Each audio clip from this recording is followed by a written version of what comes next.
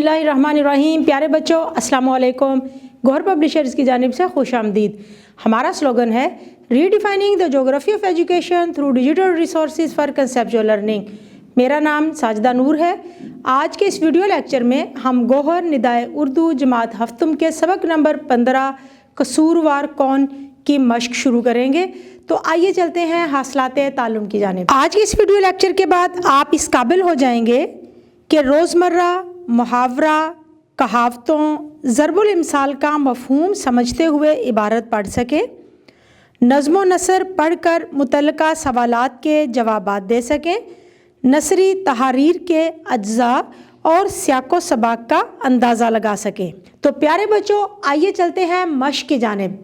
मश्क में जो सबसे पहली सरगर्मी है वो है सबक के मुताबिक मुनासिब तरीन जवाब पर सही लगाएं।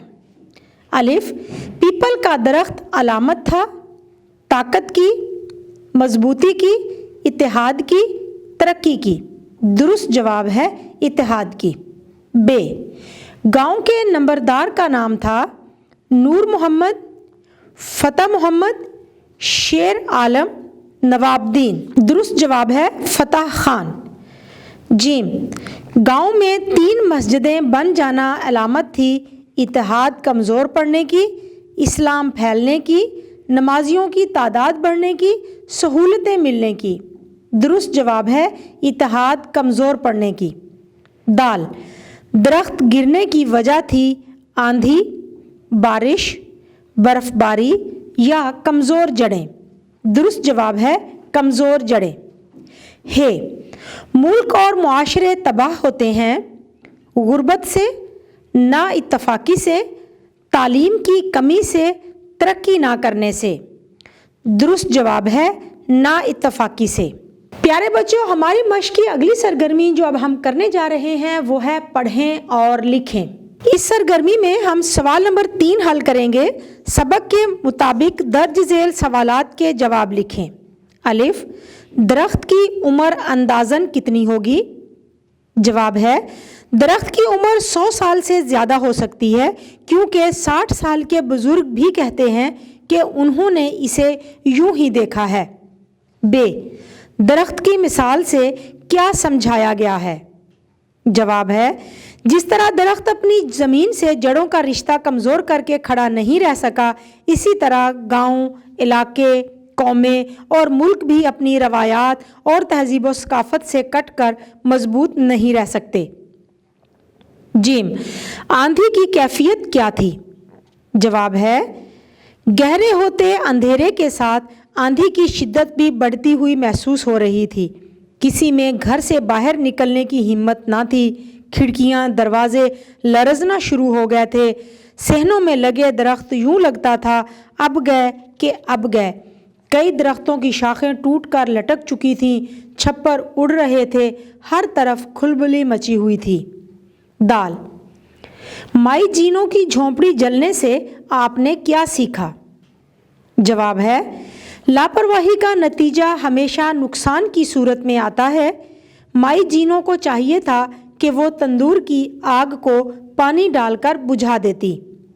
हे, हाजी नूरदीन कैसे आदमी थे? जवाब है हाजी नूरदीन बहुत ही अक्लमंद, समझ-बूझ रखने वाले और ज़िरक आदमी थे। उन्होंने दरख्त की मिसाल देकर बहुत अच्छे अंदाज में गांव के लोगों को इस्लामी तालीमात और जमहूरी रवैयों की निशानदही कर दी। प्यारे बच्चों, आखिरी सवाल है मास्टर सईद का किरदार कैसा लगा और क्यों? जवाब है मास्टर सईद बहुत काबिल और ज़हीन उस्ताद हैं। उन्होंने ना सिर्फ हाजी नूरदीन साहब के पैगाम को समझा, बल्कि अपने शागिर्दों की तरफ से वादा किया कि वो मुस्बत रवैयों को अपनाएंगे और मनफी रवैये तर्क कर देंगे। प्यारे बच्चों, अब हम हल करेंगे सवाल नंबर 4 जो कि है दर्ज झेल का मफहूम लिखें। तो प्यारे बच्चों, हमें कुछ इबारतें दी गई हैं, उनको हमने पढ़ना है। ये इबारतें हमारे सबक में से ली गई हैं और फिर उनका मफहूम लिखना है कि इस इबारत में मुसन्निफ क्या कह रहे हैं। तो आइए पढ़ते हैं। सबसे पहली इबारत अलिफ, रुखसत होने वाली दुल्हनों की डोलियों को खुदा हाफिज कहने वाले यहाँ से वापस हुआ करते थे। मफहूम लिखते हैं, गांव के बाहर पीपल का बहुत बड़ा दरख्त था जिसकी उम्र का अंदाज़ा नहीं लगाया जा सकता, क्योंकि बुज़ुर्गों ने भी इसको इसी हालत में देखा है। कई नस्लें उसके साए तले जवान हुई। ये दरख्त हर किसी के दुख दर्द में शरीक रहा। जब भी गांव में कोई बारात आती तो इस दरख्त के पास रुक कर अपने आने का ऐलान करती, और जब दुल्हनें रुखसत होती तो भी खुदा हाफिज़ कहने वाले यहाँ से वापसी की राह लेते। ऐसा मालूम होता है कि ये दरख्त गांव वालों के लिए एक संगे मील की हैसियत रखता था। अगला जुमला पढ़ते हैं। बे, इस दरख्त से गांव के हर मर्द, औरत, बच्चे और बूढ़े की कोई ना कोई मीठी और प्यारी याद ज़रूर वाबस्ता थी। जवाब है, गांव के आसपास और भी बहुत से दरख्त थे, मगर इस दरख्त को उन सब पर बरतरी हासिल थी। इसके करीब तालाब और शफाखाना होने की वजह से गांव के लोग अपने जानवरों को यहाँ लेकर आते, इसकी छांव में बैठते, गपशप लगाते और वापस चले जाते। हम कह सकते हैं कि यह दरख्त कई राजों का अमीन था। इस दरख्त के साथ गांव के हर फर्द की कोई ना कोई याद ज़रूर वाबस्ता थी। इस दरख्त से उन्हें एक ख़ास किस्म की मोहब्बत थी। प्यारे बच्चों, अगला जुमला है। जीम, गांव के मोहल्लों में कई मस्जिदें बन गई थीं, इसलिए कम लोग ही एक जगह इकट्ठे होते थे। मफहूम लिखते हैं, वक्त गुजरने के साथ साथ लोगों की मसरूफियात भी बढ़ गईं और रस्म व रवाज और मजाज भी बदल गए। अब इस दरख्त के नीचे पहले वाली रौनकें बाकी ना थीं। अब कोई थके मांदे मुसाफिर ही इसकी छाँव में आराम करने के लिए बैठते थे। शाम के वक्त भी बहुत कम लोग इस तरफ का रुख करते। सिर्फ बुजुर्ग ही थे जो अब भी यहाँ आते।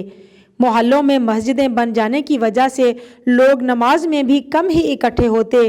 इसी तरह खुशी और गमी के मौका पर सिर्फ अपने मोहल्लादारों को तरजीह देते, यानी अब वो पहले जैसी बात ना थी जब गांव के सारे लोग बगैर किसी फ़र्क के खुशियां मनाते और सबका गम बांटते। अगला जुमला है। पीपल के गिरने का असल सबब तेज़ आंधी नहीं, इसकी जड़ों का कमज़ोर होना है। मफहूम लिखते हैं, मौसम गर्मा के दिनों में एक शाम एक तूफ़ानी आंधी आई और गांव का निशान, गांव की पहचान, पीपल का दरख्त जड़ से उखड़ कर गिर गया। सब लोग बहुत दुखी हुए। हाजी नूरदीन की बात ने सबको हैरान कर दिया कि दरख्त के गिरने की वजह आंधी नहीं बल्कि इसकी जड़ों का कमज़ोर होना है। वक्त के साथ साथ ज़मीन भुरभुरी होकर गिरती रही और जड़ों की गिरफ्त कमज़ोर पड़ती रही। जिस ज़मीन पर आपके पाँव होते हैं, अगर उसके साथ रिश्ता कमज़ोर पड़ जाए तो वजूद को कायम रखना मुमकिन नहीं रहता। हमारी रवायत यह है कि हक़ के साथ डट कर खड़े होते हैं, दूसरों की गलतियों को माफ़ कर देते हैं और अपनी गलतियां मान लेते हैं। मफहूम लिखेंगे। हाजी नूरदीन ने गांव के लोगों को पीपल के दरख्त की मिसाल देते हुए कहा कि जिस तरह दरख्त अपनी ज़मीन से जड़ों का रिश्ता कमज़ोर करके खड़ा नहीं रह सका, बिल्कुल इसी तरह हम भी अपनी रवायात और तहजीब व सकाफ़त से कट कर मजबूत नहीं रह सकते।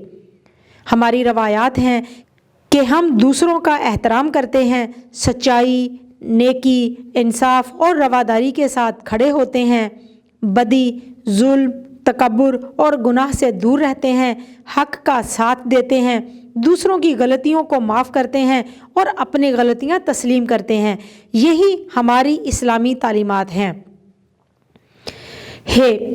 वाओ, आखिरी जुमला है, यानी कि आखिरी इबारत है। हम मुस्बत रवैये अपना कर और मनफी रवैये तर्क करके ही आगे बढ़ सकते हैं। मफहूम लिखेंगे। सबक के आखिरी इक़्तिबास में हाजी नूरदीन ने दरख्त की मिसाल देकर गांव के लोगों को अपनी रवायात और तहजीब व सकाफ़त से जुड़े रहने का दर्स दिया और जमहूरी रवैयों की निशानदही की। तो मजमा में मौजूद मास्टर सईद कहने लगे कि यहाँ पर मौजूद ज़्यादा तादाद मेरे शागिर्दों की है।